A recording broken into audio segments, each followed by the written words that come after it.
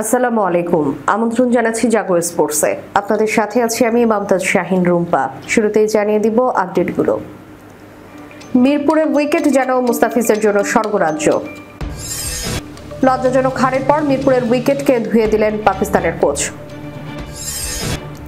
মির্জা ফখরুলের প্রিয় মুশফিক বাংলাদেশের খেলা দেখতে গিয়ে সাকিবকে নিয়ে যা বললেন মির্জা ফখরুল। টাইগারদের অভিনন্দন জানালেন ক্রীড়া উপদেষ্টা। শুনছিলেন শিরোনাম, এবারে বিস্তারিত। মিরপুরের উইকেট মুস্তাফিজুর রহমানের জন্য স্বর্গ। কন্ডিশনের সুবিধা পেলে জাদুকর বোলার তিনি। ভোজবাজির মতো সব বদলে দিতে পারেন। 2015 সালে যেমন ম্যাজিশিয়ান হয়ে উঠেছিলেন ভারতের বিপক্ষে, পাকিস্তানের বিপক্ষে গতকাল সিরিজের প্রথম টি20 ম্যাচে সেই জাদুকরী বোলিং দিয়ে নিজেকে ছাপিয়ে গেলেন 4 ওভারে 6 রান দিয়ে 2 উইকেট শিকার করে। আন্তর্জাতিক টি20 ক্রিকেটে দেশসেরা ইকোনমি বোলিং এটি। মূলত মুস্তাফিজের দিনে সিরিজের প্রথম টি20 ম্যাচ 7 উইকেটে জিতেছে বাংলাদেশ। পাকিস্তানকে 110 রানে অল আউট করা, 27 বল হাতে রেখে ম্যাচ জেতা। সিরিজের শুরুটা এর থেকে ভালো হতে পারত না। বোলিং, ব্যাটিং, ফিল্ডিং কোথাও তেমন খুঁত চোখে পড়েনি। ত্রুটি বলতে তাসকিন আহমেদের একটি ক্যাচ ফেলা।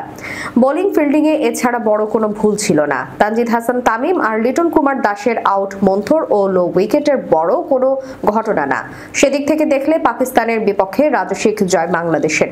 লিটন কুমার দাস ম্যাচ পূর্ব সংবাদ সম্মেলনে বলেছিলেন, লাহোরের ভুলগুলো মিরপুরে করতে চান না। তারা কাজে লাগাতে চাইছিলেন শ্রীলঙ্কায় সিরিজ জয়ের আত্মবিশ্বাস, সেটি ভালোভাবেই করতে পেরেছেন।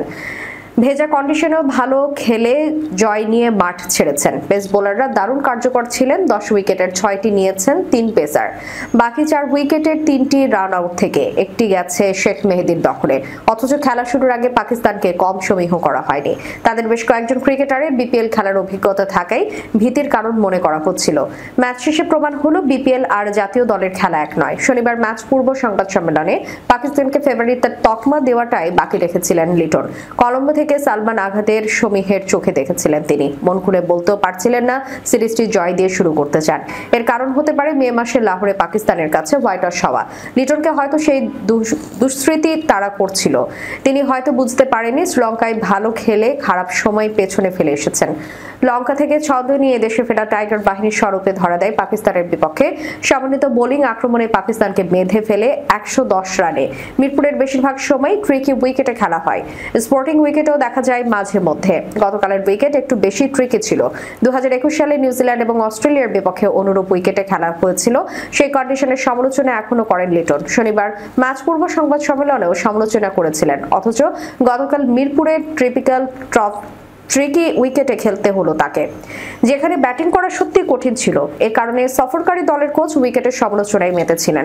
আসলে কয়েকদিনের বৃষ্টিতে পিচের নিচে জল জমেছিল। উইকেটে ময়েশ্চারাইজ ছিল কিছুটা, কিন্তু সুবিধা কাজে লাগাতে টস জিতে আগে বোলিং নেন লিটন। বোলাররা প্রথম থেকে আগে বোলিং করার যৌক্তিকতা প্রমাণ করেছেন নিয়মিত বিরতিতে উইকেট শিকার করে।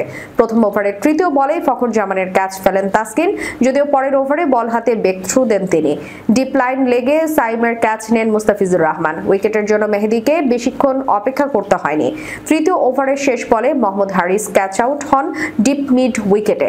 উইকেট পতনের মিছিল চলায় 6 ওভারের পাওয়ার প্লে শেষ হয় 4 উইকেটে 41 রানে। জীবন পাওয়া ফখর জামানের সুবাদে রানের চাকা কিছুটা গতি পেয়েছিল 7 থেকে 10 ওভার পর্যন্ত। 10 ওভার শেষে 5 উইকেটে 66 রানে ছিল সফরকারীরা। 110 রানে অল আউট হয়ে কার্যত ম্যাচের প্রথমার্ধে ব্যাকফুটে চলে গিয়েছিল পাকিস্তান। মিরপুর শেরে বাংলা উইকেটে নিজেদের মেলে ধরতে ব্যর্থ সফরকারী ব্যাটাররা। ম্যাচ হারের পর তাই সফরকারী দলের যত ক্ষোভ উইকেট নিয়ে। পাকিস্তান অধিনায়ক তো বলেই দিলেন বাংলাদেশে এসে ভালো উইকেট আশা করা যায় না। ম্যাচের শেষ ESPN ক্রিকইনফোর লাইভ কমেন্ট্রিতে সালমানকে উদ্ধৃত করে এমনই লেখা হয়েছে, যেখানে তিনি বলেছেন, বাংলাদেশে এসে আপনি এই ধরনের পিচই আশা করতে পারেন। কালে ভদ্রে ভালো উইকেটের দেখা মেলে। আমরা তাই এমন উইকেটের আশঙ্কাটাই করছিলাম। পরে ম্যাচ শেষে সংবাদ সম্মেলনে এসেছিলেন পাকিস্তানের কোচ মাইক হেন্স। মিরপুরের উইকেটের সমালোচনা করেছেন তিনিও। এই ধরনের উইকেট কারোর জন্য আদর্শ হতে পারে বলে মনে করি না আমি। এশিয়া কাপ এবং টি20 বিশ্বকাপের প্রস্তুতির সময় দলগুলোর এই ধরনের উইকেট গ্রহণযোগ্য নয়। মানছি এটা অজুহাত হতে পারে না, কিন্তু এই উইকেট আন্তর্জাতিক মানের নয়, এটা বলতেই হবে। পাওয়ার প্লেতে 4 উইকেট খুইয়ে 41 রান তোলে পাকিস্তান। শুরুর এই ধাক্কা পড়ে আর পাকিস্তানি ব্যাটাররা কাটিয়ে উঠতে পারেনি। ফলে বাংলাদেশের বিপক্ষে টি20তে তাদের রেকর্ড 110 রানে অল আউট হয়েছে। সব মিলিয়ে মিরপুরের এই উইকেটকে স্পোর্টিং উইকেট বলতে নারাজ তারা। মিরপুরের উইকেট কি আসলেই এতটা বাজে? ব্যাট হাতে বাংলাদেশের জয়ের নায়ক পারভেজ হোসেন ইমন তেমনটা মনে করেন না। এটিকে গড়পড়তা উইকেট বলেন তিনি।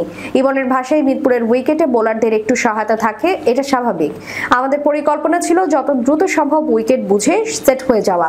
আমরা 16 ওভারে 110 রান করেছি। যদি 20 ওভার ব্যাট করতাম 160 রান হতে পারত। তাই আমার কাছে মনে হয়নি যে উইকেট খারাপ ছিল। হয়তো ওরা মানিয়ে নিতে পারেনি, কিন্তু আমরা চেষ্টা করেছি দ্রুত উইকেট বুঝে নেওয়ার। দুটো উইকেট আগে ভাগে পড়তেই পারে, কিন্তু বাকিরা সেটা সামলে নিয়েছে। ইমন আরো বলেন, উইকেটের সম বাউন্স ছিল, তবে হ্যাঁ 2-1টা অসম বাউন্স ছিল। এটা হতেই পারে, বোলারদের স্পাইকে উইকেটের ভাঙা জায়গায় পড়লে কিছু বল এদিক সেদিক যাবেই। শ্রীলঙ্কার বিপক্ষে সিরিজে আমরা ভালো খেলেছি, সবাই আত্মবিশ্বাস ধরে রাখার চেষ্টা করেছি, সেই আত্মবিশ্বাসই নিয়েছে খেলায়। বাংলাদেশ পাকিস্তান সিরিজের প্রথম টি-20 ম্যাচ দেখতে মিরপুর শেরেবাংলা স্টেডিয়ামে গিয়েছিলেন বিএনপির মহাসচিব মির্জা ফখরুল ইসলাম আলমগীর। এদিন নিজের প্রিয় ক্রিকেটার নিয়ে বলতে গিয়ে মুশফিকুর রহমানের নাম জানান তিনি। এছাড়া সাকিব আল হাসানের দলে ফেরা নিয়েও মন্তব্য করেছেন বিএনপির শীর্ষস্থানীয় এই নেতা। বাংলাদেশের ক্রিকেটের রাজনৈতিক অঙ্গনে নেতৃবৃন্দদের আগ্রহের বিষয়টি আগেও নজরে এসেছে। সাবেক প্রধানমন্ত্রী শেখ হাসিনা অনেকবারই বাংলাদেশের ম্যাচ দেখতে স্টেডিয়ামে গিয়েছেন। অন্তর্বর্তী সরকারের যুব ও ক্রীড়া উপদেষ্টাকেও গুরুত্বপূর্ণ অনেক ম্যাচ সময় মাঠে দেখা যায়। সেই ধারাবাহিকতায় এবার এলেন মির্জা ফখরুল। ম্যাচ শুরুর আগেই মাঠে এসেছিলেন ফখরুল। পাকিস্তানের ব্যাটিং ইনিংস পুরোটাই মাঠে বসে দেখেছেন তিনি। ইনিংস বিরতির পরপর মাঠ ছেড়েছেন বিএনপির শীর্ষস্থানীয় এই নেতা। আর মাঠ ছাড়ার আগে টিভি সত্য অধিকারী চ্যানেল টি স্পোর্টসের সঙ্গে কথা বলেছেন তিনি। বাংলাদেশ ক্রিকেটের এখন বহুল আলোচিত বিষয়গুলো একটি সাকিব আল হাসানের দলে ফেরা প্রসঙ্গে। বিএনপি ক্ষমতায় আসলে তারকা এই ক্রিকেটার দলে ফিরতে পারবে কিনা এমন প্রশ্ন করা হয়েছে ফখরুলকে। জবাবে তিনি বলেন, সাকিবের ফর্মের উপর নির্ভর করবে সেটা। সে ক্রিকেটে থাকবে কিনা সেটা তার উপর নির্ভর করবে। আমি কখনো খেলাধুলার মধ্যে রাজনীতি আনতে চাই না এবং বিশ্বাসও করি না। সুতরাং সে যে যোগ্য সে অবশ্যই ফিরবে। তবে মির্জা ফখরুলের প্রিয় ক্রিকেটার সম্পর্কে জানতে চাওয়া হলে তিনি বলেন, আমার প্রিয় খেলোয়াড় মুশফিকুর রহিম। প্রথম টি-20তে পাকিস্তানের বিপক্ষে 7 উইকেটের জয়ে 3 ম্যাচ সিরিজে 1-0 ব্যবধানে এগিয়ে গেছে বাংলাদেশ।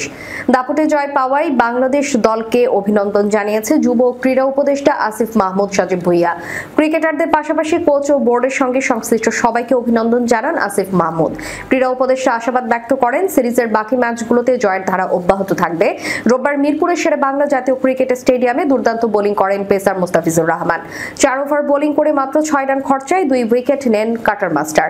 তাসকিন আহমেদ স্বীকার করেন 3 উইকেট। 2 টাইগার পেসারের বোলিং তোপে মাত্র 110 রানে অল আউট হয় পাকিস্তান।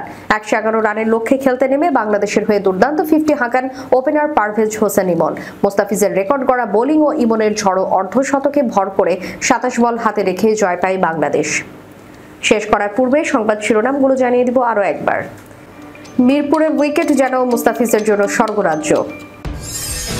লজ্জাজনক হারের পর মিরপুরের উইকেটকে ধুয়ে দিলেন পাকিস্তানের কোচ। মির্জা ফখরুলের প্রিয় মুশফিক, বাংলাদেশের খেলা দেখতে গিয়ে সাকিবকে নিয়ে যা বললেন মির্জা ফখরুল। টাইগারদের অভিনন্দন জানালেন ক্রীড়া উপদেষ্টা। এতক্ষণ আমাদের সাথে থাকার জন্য ধন্যবাদ। আল্লাহ হাফেজ।